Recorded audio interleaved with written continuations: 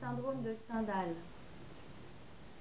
La sarabande de masques blancs des chirurgiens japonais, mélanome, qui s'était d'abord calmé devant la cathédrale, brise tout à coup la file d'1 kilomètre pour s'élancer vers la gauche, d'où vient de se déployer la devise d'un flamboyant étendard. 1er mai, journée nationale du don d'organes.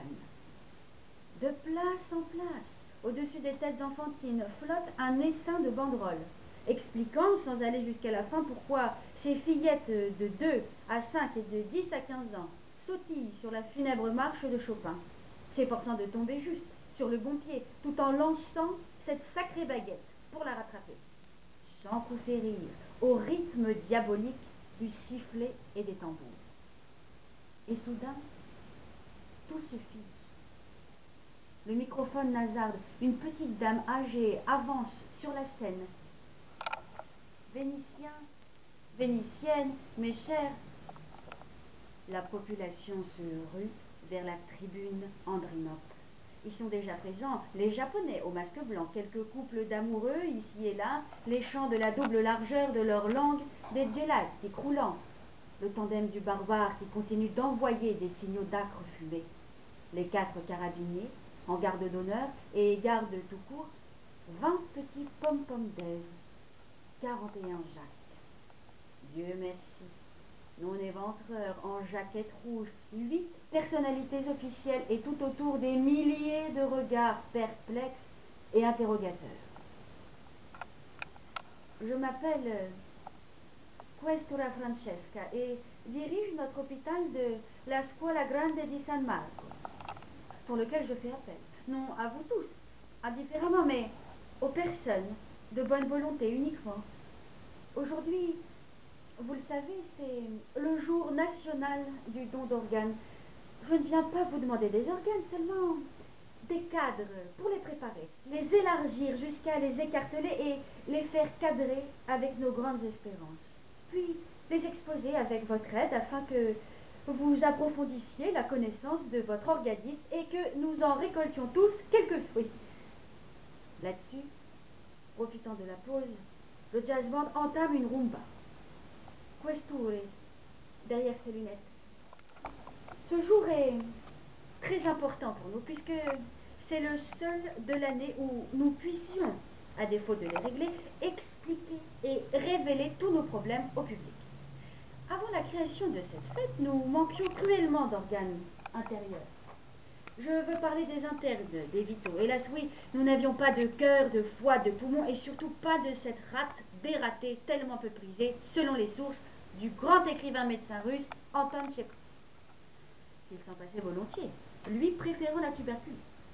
Sans parler des yeux, des oreilles, essentiels dans les affaires intérieures, et pardonnez-moi, de tout ce fatras au fond de vos entrailles que les Russes appellent vulgairement les abats.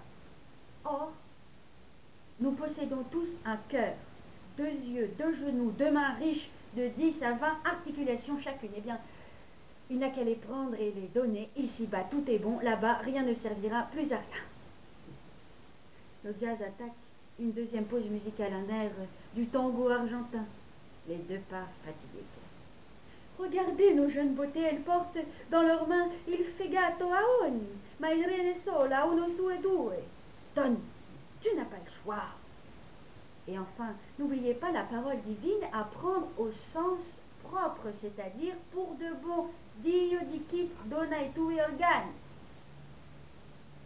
Après avoir bien commencé la revue des petites pommes, une jolie majorette de 15-13 ans, ayant rattrapé sa baguette, s'arrête pile au coup de sifflet et se met toute seule à tourner sur place, montrant à tout le monde, sous un tout autre angle, les volants de sa jupette qui viennent festonner le divin commandement. Dieu a dit, donne. Pause de nouveau. Éclate cette fois, soir de Moscou. Eh oui, on chante ce qu'on sait.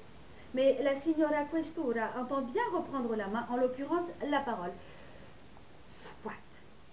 Jugez par vous-même. Nous sommes ici dans les 70 000. Chaque année, 2000 nous quittent pour Saint-Michel, abandonnant 20 000 cœurs, 4 000 genoux, 2 000 paires d'yeux, Le Sénat nous a donné l'exemple. 2000 rates, 20 000 articulations, dont la moitié au palier. 4000 rotures. Pas toutes de rotures. Autant de condyles et d'huile de coude, d'épaules et de genoux. Et j'allais oublier les 2000 vessies pour ce que vous savez. Ne trouvez-vous pas quel gâchis de laisser perdre tout ce matériel vivant? Nous avons le pouvoir et le devoir de le recycler, et nous comptons bien l'assumer. Francesca, en vrai, Kester se tourne vers la tribu. Par bonheur, et du même coup par malheur. La mort, au fond, chez nous, je veux dire, dans mon établissement, tient bien les comptes. Dieu donne, Dieu reprend sur place. Pas de frais de transport.